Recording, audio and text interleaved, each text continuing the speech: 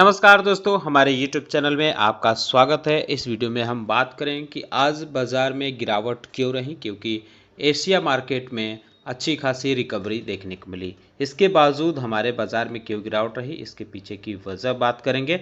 साथ ही साथ 9 कंपनियों में खबरें देखने को मिल रही हैं, तो इनके बारे में भी बात करेंगे। जैसे मैरिको है, टाटा एलेक्सी है और सिम्फनी है, आइनॉक्स विंड है। आईआरएफसी में भी एक बड़ी रिपोर्ट देखने को मिल रही है कंपनी की तरफ से। तो इन सारी चीज़ों पे हम चर्चा करेंगे, लेकिन उससे पहले मैं कहना चाहूँगा कि अगर आपने हमारे चैनल को सब्सक्राइब नहीं किया है तो कृपया सब्सक्राइब कर लें और बेल आइकन भी दबा लें। बाजार में आज गिरावट देखने को मिली। अगर देखें तो सिर्फ निफ्टी आईटी में हरियाली रही, आधा % के आसपास, लेकिन सेंसेक्स, निफ्टी 50 और निफ्टी बैंक जैसे इंडेक्सेस में गिरावट देखने को मिली।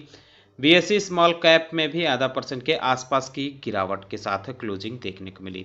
निफ्टी 50 में भी ठीक ठाक गिरावट रही है, 63 पॉइंट के आसपास की गिरावट देखने को मिली। हालांकि इसकी ओपनिंग आज बेहतर देखने को मिली थी। आप देख सकते हैं कि पिछले एक महीने का जो है इसका चार्ट, इसमें पिछले एक महीने में सबसे निचले स्तर पर देखने को मिल रहा है। 6 महीने पे जाते हैं तो 6 महीने पे फिलहाल हरियाली है। पिछले 5 सेशन की बात करें तो 5 सेशन में निफ्टी का कारोबार जो है वो गिरावट में रहा है, 934 पॉइंट के आसपास की गिरावट में रहा है। सेंसेक्स की बात कर लेते हैं तो सेंसेक्स में भी गिरावट आज 166 पॉइंट की गिरावट के साथ क्लोजिंग देखने को मिली इसके कारोबार की। लेकिन एक महीने का हम देखें तो सबसे निचले पॉइंट पर ये जाके रुका हुआ है। तो इस गिरावट में सबसे ज़्यादा अगर सहयोग किया है तो वो फाइनेंस और ऑटो सेक्टर के शेयरों ने किया है। इनमें गिरावट ज़बरदस्त देखने को मिली है। आरबीआई की मॉनेटरी पॉलिसी की मीटिंग शुरू हो गई है आज, जो 8 अगस्त तक चलेगी। इसमें ब्याज दरों पर फैसला लिया जाएगा। हालांकि जो एक्सपर्ट्स हैं उनकी उम्मीद है कि ब्याज दरों में आरबीआई कोई बदलाव नहीं करेगा। अभी जो ब्याज दर है वो 6.5%, ये ऐसे ही आगे रखा जाएगा। जो भी फैसला होगा ये 8 अगस्त को जो आरबीआई के गवर्नर हैं वो बताएंगे। लेकिन उससे पहले जो अमेरिका में रिसेशन है और जियोपॉलिटिकल जो टेंशन देखने को मिल रहा है इजराइल, ईरान और पश्चिमी एशिया में, अमेरिका में जो मंदी का अनुमान है, जो आशंका है, इसके डर से हमारे जो बाजार में गिरावट देखने को मिल रही है। एफआईआई यानी फॉरेन इन्वेस्टर लगातार बिकवाली कर रहे हैं।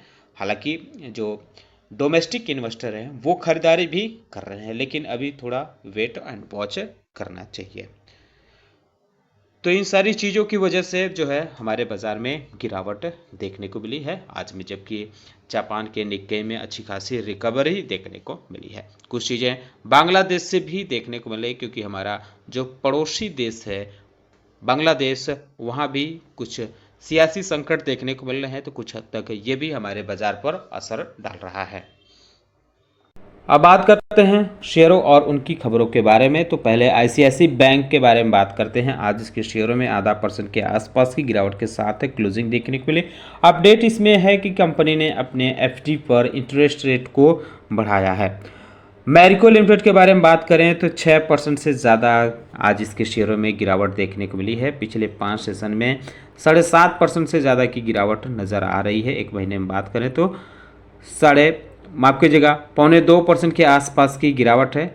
6 महीने में हालांकि 20% की तेज़ी देखने को मिली। आज की गिरावट जो रही है इसके पीछे की वजह है कि जो बांग्लादेश में पॉलिटिकल क्राइसिस देखने को मिल रहा है, वहाँ जो बवाल हुआ है, जो भी लोगों ने, जो यूथ हैं, उन्होंने जो वहाँ के संसद पे हमला कर दिया है, वहाँ के प्रधानमंत्री को इस्तीफा देखने को मिला है। अब नई सरकार बनेगी। जो शेख हसीना थी उन्होंने अपने पद से इस्तीफा दे दिया है। तो इस सारी चीज़ों की वजह से मैरिको के शेयरों पर असर पड़ा है। क्यों पड़ा है? दरअसल इस कंपनी का जो है रेवेन्यू 12%, ओवरऑल रेवेन्यू में 12% का योगदान बांग्लादेश से रहता है। यानी अगर ओवरऑल रेवेन्यू है उसमें 12% बांग्लादेश से कंपनी को आता है। अगर इंटरनेशनल रेवेन्यू की बात करें तो ये 40% के आसपास से देखने को मिलता है इंटरनेशनल रेवेन्यू में बांग्लादेश की हिस्सेदारी।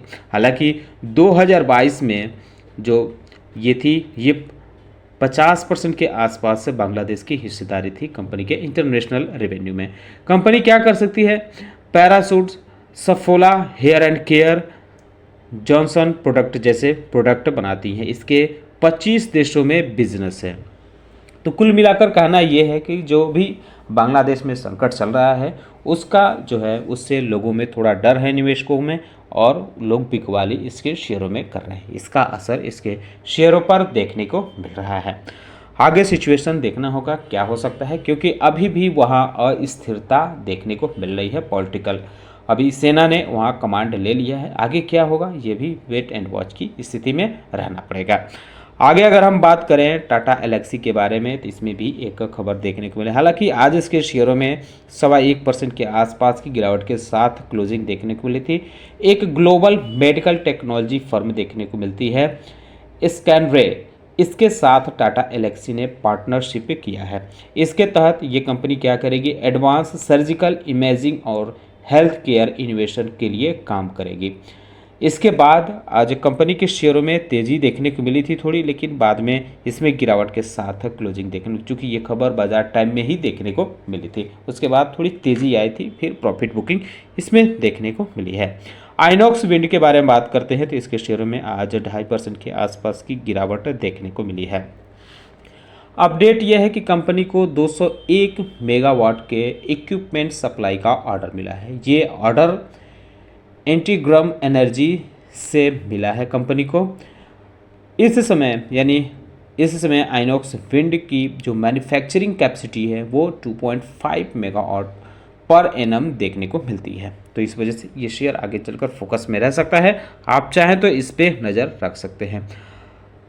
रेलवे सेक्टर का शेयर है इंडियन रेलवे फाइनेंस कॉरपोरेशन यानी IRFC। आज इसके शेयरों में 1% के आसपास की गिरावट देखने को, लेकिन पिछले काफ़ी दिनों से इसके शेयरों में उतार चढ़ाव गिरावट देखने को मिल रही है।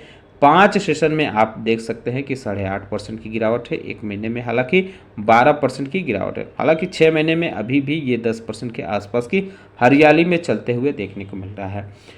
इसमें एक रिपोर्ट कंपनी ने जारी की है, अपनी एनुअल रिपोर्ट रिलीज की है। इसमें फाइनेंसिंग बढ़ाने पर बातचीत की गई है।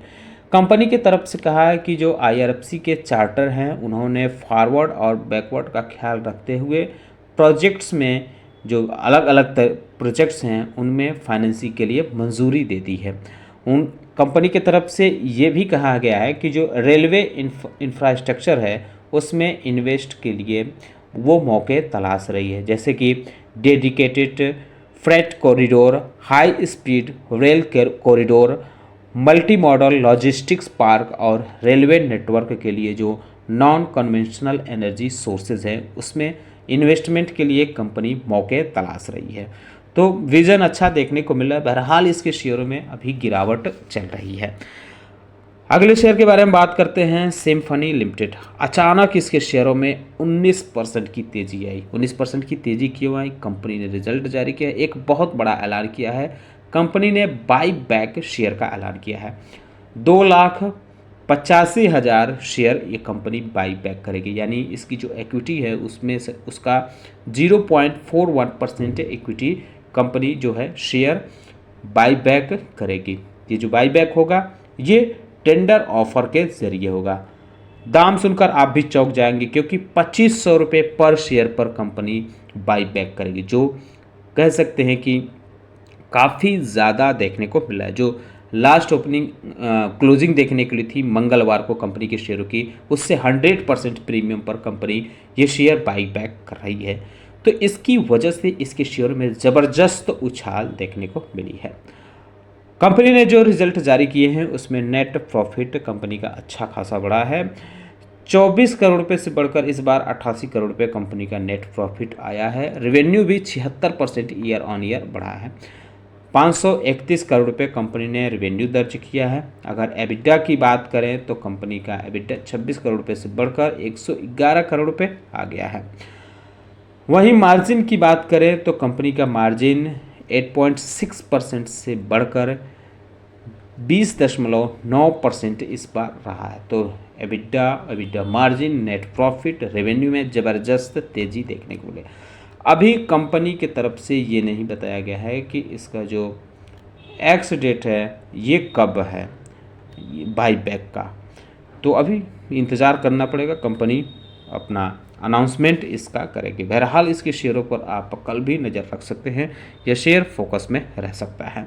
सविता ऑयल टेक्नोलॉजी लिमिटेड के बारे में बात करते हैं तो आज इसमें 1.25% के आसपास की तेज़ी देखने को मिली। हालांकि इसने 603 रुपये के आसपास का आज हाई भी बनाया था, बाद में इसमें गिरावट देखने को मिली है। खबर इसमें यह है कि यह कंपनी शेयरों की बाईबैक करेगी। 5,04,000 शेयर बाईबैक करेगी 675 रुपये पर शेयर पे। ये है इस रेट से 675 रुपये पर शेयर के रेट से शेयरों की बाईबैक करेगी। तो ये भी जो वर्तमान प्राइस है उससे काफ़ी ऊपर देखने को मिल रहा है, तो इस वजह से ये शेयर फोकस में रह सकता है। रतन इंडिया लिमिटेड के बारे में बात करते हैं तो कंपनी की जो एक कंपनी देखने को मिलती है रिवोल्ट एंटीकॉर्प, इसने एक नए डीलरशिप खोली है दिल्ली के नजफगढ़ में, ये डीलरशिप खोली है। तो इसके शेयरों पर भी आप नज़र रख सकते हैं। हालांकि आज इसके शेयरों पर 0.5% के आसपास की गिरावट के साथ क्लोजिंग देखने को मिली है। क्यूमेंस इंडिया लिमिटेड के बारे में बात करते हैं तो काफ़ी उतार चढ़ाव देखने को मिला है। आज इसके शेयरों में मामूली हरियाली के साथ क्लोजिंग देखने को मिली है। कंपनी ने अपने क्वार्टरली नतीजे जारी किए हैं तो कंपनी के नेट प्रॉफिट में 33% ईयर ऑन ईयर बढ़ा है। स्टैंड अलोन नेट प्रॉफिट इस बार 419 करोड़ रुपये कंपनी ने दर्ज किया है, जो कि पिछले साल 315 करोड़ रुपये देखने को मिला था। हालांकि इसका एस्टिमेट जो लगाया गया था वो 422 करोड़ रुपये के आसपास लगाया गया था। कंपनी के stand alone revenue from operation की बात करें तो ये भी 4.3% ईयर ऑन ईयर बढ़ा है। 2304 करोड़ रुपये कंपनी ने इस बार रेवेन्यू दर्ज किया है, जो पिछले साल 2208 करोड़ रुपये देखने को मिला था। इसका एस्टिमेट था वो 2421 करोड़ रुपये के आसपास था। तो एस्टिमेट के आसपास से कंपनी का रेवेन्यू भी देखने को मिल रहा है। एबिटा की बात करें तो 37% से ज़्यादा ईयर ऑन ईयर बढ़ा है। 467 करोड़ रुपये कंपनी ने एबिटा दर्ज किया है, जो पिछले साल 340 करोड़ रुपये था। उम्मीद जो इसकी लगाई गई थी वो 465 करोड़ रुपये की एस्टिमेट लगाई गई थी। मार्जिन की बात करें तो इस बार 20.3% रहा है, जो पिछले साल के Q1 में 15.4% रहा था।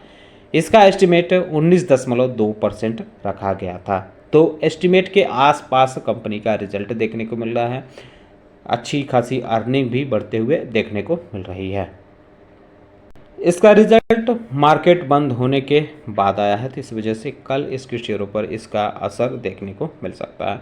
तो दोस्तों उम्मीद करता हूं कि आपको हमारा वीडियो पसंद आया होगा। कैसा लगा बताना ना भूले, साथ ही साथ हमारे चैनल को सब्सक्राइब कर ले, बेल आइकन दबा ले। वीडियो देखने के लिए बहुत बहुत धन्यवाद।